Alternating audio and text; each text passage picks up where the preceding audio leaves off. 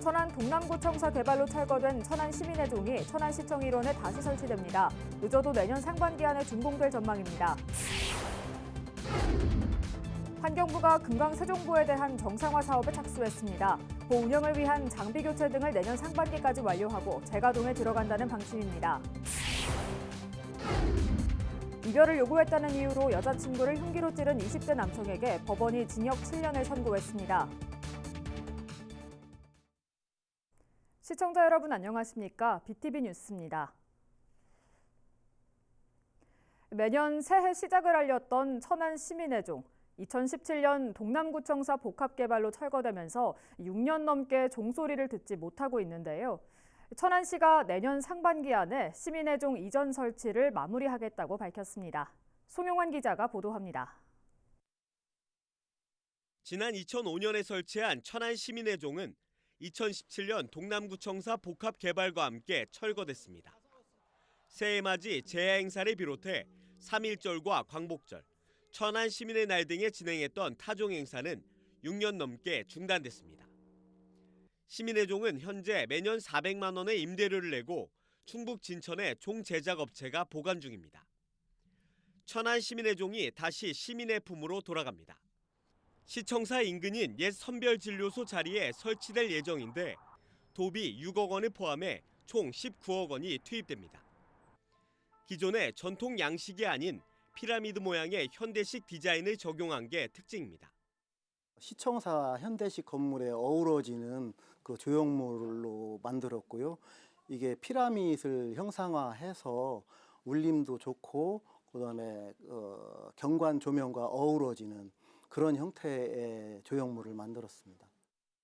시는 조만간 행정 절차를 마무리 짓고 이르면 내년 3월, 늦어도 상반기 중에 준공할 계획입니다.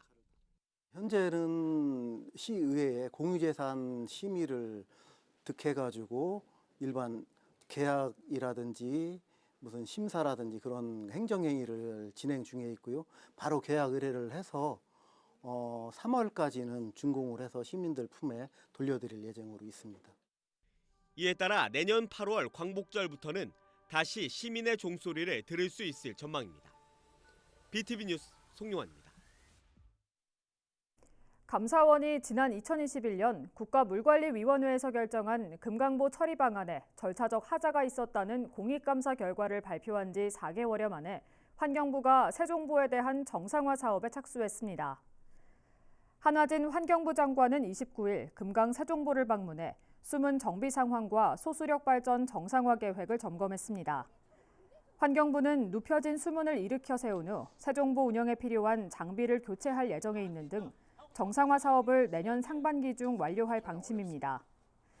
한편 이날 현장에는 10여 명의 환경단체 회원들이 찾아 한 장관의 차량을 막아서며 담수계획 철회를 촉구하는 등 한때 마찰이 빚어졌습니다. 반면 현장에 동행한 최민우 세종시장은 세종보 수문 정비 계획을 점검하고 향후 보 운영에 따른 후속 조치에 적극 협력하겠다고 밝혔습니다. 수초나 나무들을 제거를 해줘야 나중에 4대강이 가동이 됐을 때도 진수 공간을 활용할 때 물놀이를 한다든가 할 때 시민들이 안전할 수 있습니다. 그 얘기를 했고, 그리고 홍수 시절에도 홍수철에도 이제 물이 가두어지면 수량이 많아지기 때문에 호환 같은 데를 파괴할 수가 있으니까 호환 공사 같은 것도 유예해서 해달라, 그런 얘기들을 서로 나눴습니다. 종축장 이전 개발 범천안 시민추진위원회가 성환 문화회관에서 결의대회를 열고 대기업 유치와 후보지 전면적을 산업용지로 조성하는 원안 유지를 촉구했습니다. 정재택 추진위원장은 종축장 일부 면적에만 기업을 유치하고 주거와 상업 지원 시설 등을 조성해 수익성만 올리려는 움직임에 맞서 70만 시민이 단결해야 한다고 말했습니다. 또 종축장 전체 면적은 세계적인 대기업을 유치하고 종축장 주변 지역에 신도시가 건설돼야 한다며 원안을 바꿀 수는 없다고 강조했습니다. 내년 총선 출마설이 나오고 있는 조국 전 장관이 세종에서 북콘서트를 가졌습니다. 개헌을 통한 행정수도 문제 해결과 사법개혁 등을 강조했습니다. 김우순 기자의 보도입니다. 지난 2012년 총선 당시 세종시에 출마한 이해찬 전 대표의 후원회장을 맡으면서 세종과 첫 인연을 맺은 조국 전 장관. 세종에서 열린 자신의 북콘서트에서 세종시는 지방분권과 균형 발전에 대한 노무현 전 대통령의 뜻이 펼쳐진 곳이란 점에서 큰 의미가 있다며 말문을 뗐습니다. 그러면서 신행정수도 특별법이 관습 헌법을 기초로 의원결정이 날 것이라곤 상상도 하지 못했다며 앞으로 개헌을 통한 행정수도 완성을 주장했습니다. 제일 좋은 것은 개헌을 통해서 우리나라 헌법에 수도는 법률로 정한다라고 딱 규정이 되면 이 신행정수도 특별법 문제가 해결되는 거죠. 당장 개헌이 안 되더라도 미국과 같이 서울은 경제 중심, 세종은 행정 중심의 도시로 바뀌어야 한다고도 했습니다. 또 법무부 장관 시절 강하게 드라이브를 걸었던 검찰개혁의 필요성과 함께 사법개혁의 당위성에도 목소리를 높였습니다. 판결에서 독립을 보장해 주되 그 판사들이 헌법과 법률을 위반한 여러 가지 행동을 하게 되면 민주적 통제를 해서 판사직을 못하게 하는 것이 민주주의인 거죠. 또 최근 불거진 내년 총선 출마설에 대해선 개인의 명예회복을 위한 차원이 아니라 현 정권의 각종 행태나 민생경제 파탄 상황을 해결해야 되겠다는 생각이 든다며 어떤 방식일지는 모르지만 거기에 일조해야겠다는 각오는 하고 있단 말로 가능성을 열어뒀습니다. 한편 이번 조국 북콘서트 세종은 지방분권 세종회의 주최로 열렸습니다. BTV 뉴스 김우순입니다. 학생들이 성장하며 진로를 정하는 과정에서는 다양한 방향으로 가능성을 열어두는 것이 중요한데요. 세종 지역 청소년들에게 다양한 진로 탐색의 기회를 제공할 진로교육원이 새로 문을 열었다고 합니다. 어떤 공간인지 강현준 기자가 살펴봤습니다. 생소한 의료기술을 활용한 수술 과정을 가상현실을 통해 체험합니다. VR 기기를 쓰면 직접 경험할 수 없는 수술 과정이 입체적인 화면으로 드러납니다. 챗 GPT를 활용해 빅데이터 기반의 챗봇을 직접 제작하고 코딩을 통해 그 결과에 따라 직접 드론을 조작하기도 합니다. 학생들에게 진로 탐색의 장을 넓혀줄 진로교육원이 문을 열었습니다. 미래 진로를 탐색하는 과정부터 융합적 사고를 높일 수 있는 11개의 진로 체험실로 구성됐습니다. 세종시의 과거와 현재, 미래를 서로 연결해보는 도시 아카이빙 활동도 진행하고 있습니다.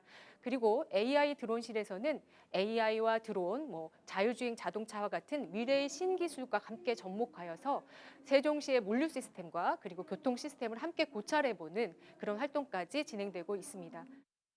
진로를 다각도로 탐색할 수 있도록 58억 원의 예산을 투입해 전시 체험 공간을 구성한 결과입니다. 향후 변화하는 대입제도에 신속하게 대응할 수 있도록 교육청 대내외 진학 협력 체계도 구축할 전망입니다. 모든 학생을 중심에 두고 학생 스스로 삶을 주도적으로 설계할 수 있도록 꿈과 진로를 위한 다채로운 체험 활동을 제공하겠습니다. 또한 학생들이 다양한 진로를 탐색하고 무한한 가능성을 발견하여 저마다의 행복한 미래를 설계할 수 있도록 최선의 노력을 다하겠습니다. 내년 3월부터는 진로 진학과 연계되는 심화 프로그램도 제공돼 심층적인 진로 기회를 확대해 나갈 전망입니다. BTV 뉴스 강현준입니다.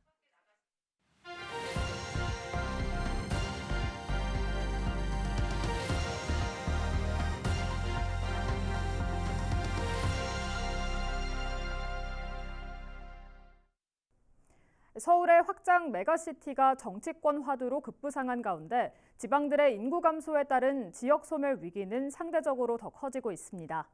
이를 극복하기 위해 다양한 시각에서 실태를 점검하고 대안을 찾아보는 케이블 TV 공동기획 시간입니다. 먼저 부산은 2030 부산 세계박람회 유치전을 계기로 시민들의 오랜 염원인 가덕 신공항의 조기 개항이 현실로 다가왔고 광역 교통 인프라 확충을 통해 부울경 광역 경제권 도약도 기대하고 있습니다. SK 브로드밴드 김윤정 기자의 보도입니다. 부산은 엑스포 유치전 과정을 통해 교통 인프라를 한 차원 높이는 계기가 됐습니다. 시민들의 오랜 염원인 가덕 신공항의 조기 개항이 일단 2029년까지 현실화될 것으로 보입니다. 지난달 국회를 통과한 가덕 신공항 건설 공단법은 조기 개항을 못 박았습니다. 미국과 유럽 등에서도 직항 노선을 이용해 부산을 직접 찾는 기회가 크게 늘 것으로 기대됩니다. 부산 도심과 가덕 신공항을 연결하는 신교통수단인 부산형 급행철도, 즉 VTX 추진도 속도가 붙게 됐습니다.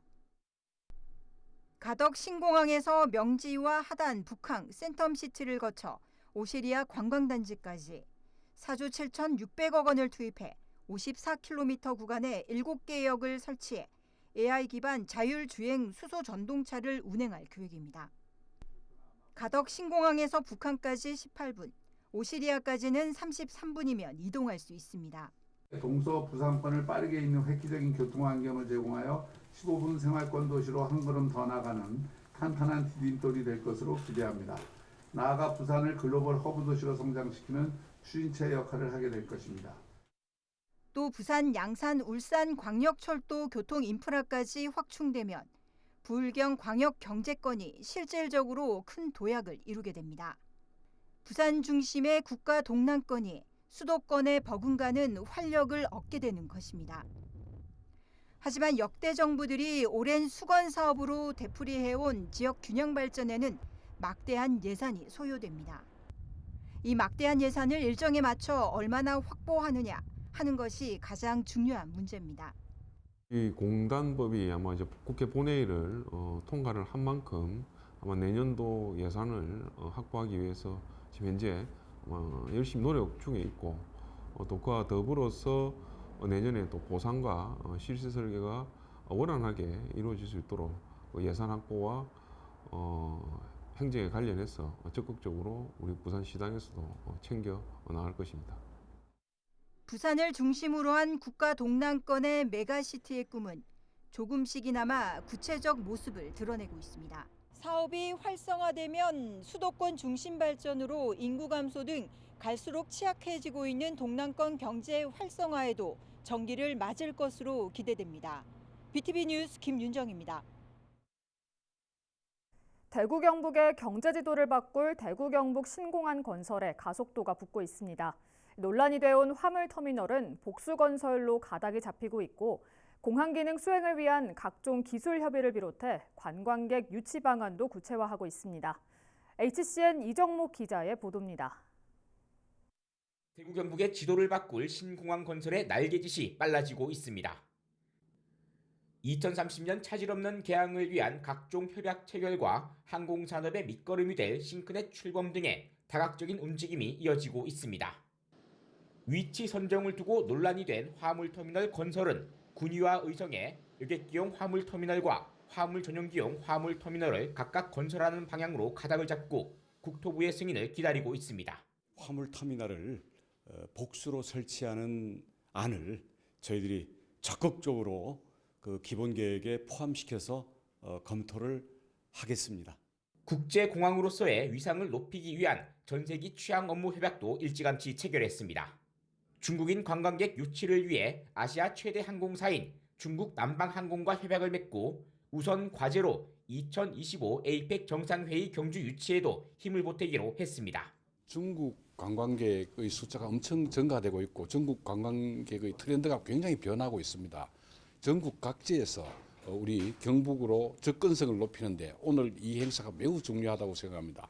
특히 에이펙 유치에도 큰 영향을 줄 거로 생각을 합니다. 항공산업의 성공적인 정착을 위한 정책 네트워크도 구성했습니다. 산학, 연관이 힘을 합쳐 신공항이 개항하기 전까지 항공물류 기업이 원하는 정책과 제도, 사업을 적극적으로 발굴해 나가기로 한 겁니다. 항공기가 뜨고 내리는 데 관련되는 모든 각종 기술적인 업무들이라는 교육 훈련들도 필요하고 그다음에 또 정비 같은 그런 기술 훈련 부분이 필요하게 됩니다. 그래서 지상 조업이나 정비 이런 부분을 성공적으로 이런 부분들의 산업으로 안착할 수 있도록 항공 관련해서 대학, 글로벌 기업, 우리 또 시군 모두가 힘을 합쳐서 정책을 개발하는 겁니다. 그러면 항공 산업 또 물류 경제권 이런 것에서 결국은 대구 경북 신공항을 활성화시키는 데 목적이 있습니다. 이 밖에도 신공항을 하늘길로 연결하는 UAM 도입을 비롯해 철도와 고속도로 연결 등의 청사진도 지속해서 제시되면서 신공항 건설에 가속도가 붙고 있습니다. HCN 뉴스 이정목입니다. 서울 서북부에서 도심으로 들어오는 주요 도로인 통일로는 상습 정체 구간으로 악명 높은 곳입니다. 서울시는 통일로의 교통을 분산시키기 위해 은평구 불광동부터 종로구 세검정까지 이어지는 제2통일로 건설을 추진하고 있는데요.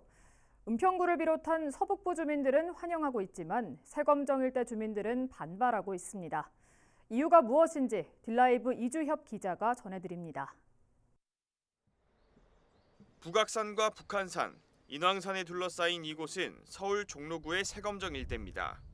고급 주택이 많아 이른바 부자 동네라는 이미지가 있지만 서울에서 손꼽히는 교통 취약 지역 중 하나입니다. 산으로 둘러싸인 탓에 터널을 통과하지 않으면 다른 지역으로 이동하기 어려운 환경에 지하철도 없습니다. 버스가 유일한 대중교통인데 광화문에서 집회나 행사가 있으면 노선이 바뀌거나 운행이 중단됩니다. 버스와 자차, 택시조차도 저희 동네 안 들어오려고 그러죠. 너무 막히고. 그러면 이동권이 자유도 지금 없고. 이런 상황에서 10여 년 전 추진하다 엎어진 세검정 구파발 터널을 서울시가 다시 진행하고 있습니다. 세검정 구파발 터널. 예전에는 은평세길로 불렸던 이 사업은 통일로의 교통 흐름을 분산시키고자 은평구 불광동부터 세검정까지 이어지는 5.8km 정도의 터널을 만든다는 내용입니다. 이와 함께 세검정에서부터 성북구까지 이어지는 평창터널도 함께 구상되고 있습니다. 지난 4월 민자 적격성 재조사를 통과하면서 사업의 속도가 붙었고 이르면 2025년 착공에 들어갈 것으로 예상되고 있습니다. 저희랑 이제 실무 협상을 진행 중에 있습니다. 그래서 아마 그게 내년 이제 상반기까지 완료 예정에 있고요. 그 이후에 그 내용에 따라서 이제 하반기에 실시 협약 체결하는 걸로 지금 이렇게 진행을 하고 있습니다. 은평구 등 서북부 지역 주민들은 환영하고 있지만 종로구 세검정 일대 주민들은 반발하고 있습니다. 지금도 출퇴근 시간이면 정체가 심한 상황이라 교통이 분산되기보단 엎친 데 덮치는 격이란 설명입니다. 여기서 이 분지 안에다가 그 교통이 나오면 어디로 갑니까? 나갈 데가 터널밖에 더 있겠어요. 터널은 한정돼 있고 터널 또 만듭니까? 오래전부터 지하철역을 바라온 주민들은 또다시 일방적인 희생만 감수해야 하는 거냐며 격분하고 있습니다. 10년 전에 GTX-A 환기구 건설을 추진하면서 지하철역을 약속했는데 전혀 되지 않았죠. 첫 번째 신문당선 무산됐습니다. 그리고 강북 횡단선 언제 될지도 모릅니다. 이거 어떻게 할지 우리 주민들 이제 더 이상 관망하면 안 됩니다. 세검정 주민들은 지난달 세검정 구파발 터널 반대 입장을 담은 진정서를 서울시에 내고 국민권익위원회에 고충 민원도 접수했습니다. 출구 속에서 쏟아져 나올 수십만 대 은평구 차량들 매연을 365일 24시간 맡아야 됩니다. 이게 지하를 내어주는 세검정에게 하사하는 서울시와 은평구의 고마운 선물로 생각해야 하는 건가요? 서울시는 주민들의 민원을 반영해 두 터널의 차로를 기존 계획에서 절반으로 줄이고 소형차 전용 도로로 운영하기로 계획을 수정했다고 밝혔습니다. 시민의 편익을 위한 사업이 자칫 다른 누군가의 희생을 강요하진 않는지 들여다볼 문제입니다. 딜라이브 뉴스 이주협입니다. 경기도 양주에서는 옥정 신도시에 이어 회천 신도시 조성 사업이 한창 진행 중입니다. 어느덧 20년 가까이 됐는데요. 오는 2025년 사업이 모두 마무리되면 2만 5천여 세대가 입주할 것으로 예상됩니다.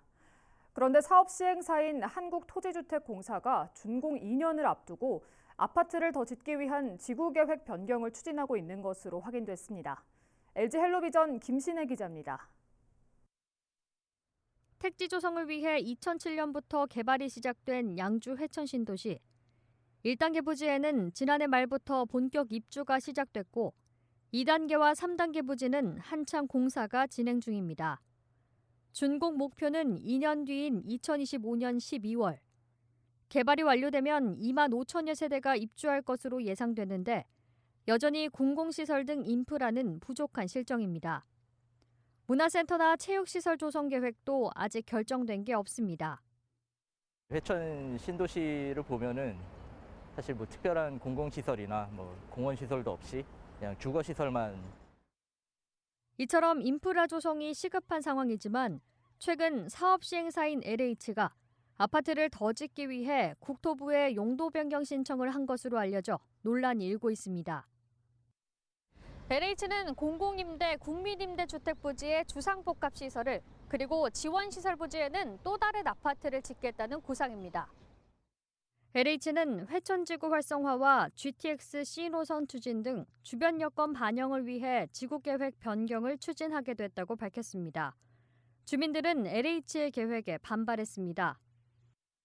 도시지원 시설은 저기 회천 신도시의 자족 기능이라든지 뭐 이런 일자리 창출 이런 목적으로 그 지정이 되어 있는 그런 부지인데 그런 부지를 갖다가 또 아파트로 변경을 하겠다는 거는 저기 회천 신도시 입주민들 생각으로도 좀 부적절하고. 정치권에서도 한 목소리를 내고 있습니다. 공공임대, 국민임대 부지에 주상복합을 짓게 되면 LH가 수천억 원대 수익을 얻을 것으로 예상된다며 부족한 인프라를 함께 조성해 줄 것을 요구했습니다. LH의 요구도 받아들이면서도 그렇지만 최소한의 역할을 할 수 있도록, 기능을 할 수 있도록 그래도 공원 하나는 있어야 되지 않겠느냐. 그래도 가서 체육 활동도 하고 또 문화 체육 활동도 하고. LH는 아직 확정된 사안이 아니라 주민 요구사항 반영 등 구체적인 내용에 대해서도 명확한 답변을 주기 어렵다는 입장입니다. 국토부의 지구계획 변경 승인 여부는 이르면 올해 안에 나올 것으로 보입니다. 헬로티비 뉴스 김신혜입니다. 선문대 지능형 전장 제어 시스템 사업단이 모빌리티 창의과학 신기술 경진대회 시상식을 열었습니다. 지난 10월 28일과 29일 열린 이번 대회에는 자율주행 구현과 자동차 제작 등으로 나눠 진행했으며 충청권 초중 고교생과 대학생 등 700여 명이 참가했습니다. 최창하 사업단장은 지능형 모빌리티는 미래자동차 산업에 매우 중요한 분야라며 우수인재 발굴을 위한 다양한 교육 프로그램을 만들겠다고 말했습니다. 데이트 폭력 처벌을 강화하자는 목소리는 계속 커지고 있지만 어찌된 일인지 관련 사건은 끊이지 않는 모양새입니다. 빚을 내 마련한 고가의 선물도 갑작스런 이별 통보도 그 어느 것도 데이트 폭력에 합당한 이유가 될 순 없습니다. 과연 언제쯤 안전 이별이란 말 사용하지 않을 수 있을까요? 이상으로 BTV 뉴스를 마칩니다. 시청해주신 여러분 고맙습니다.